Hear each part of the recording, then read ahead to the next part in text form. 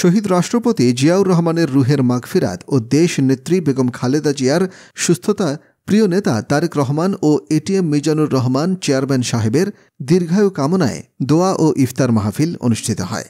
দোয়া ও ইফতার মাহফিল অনুষ্ঠিত।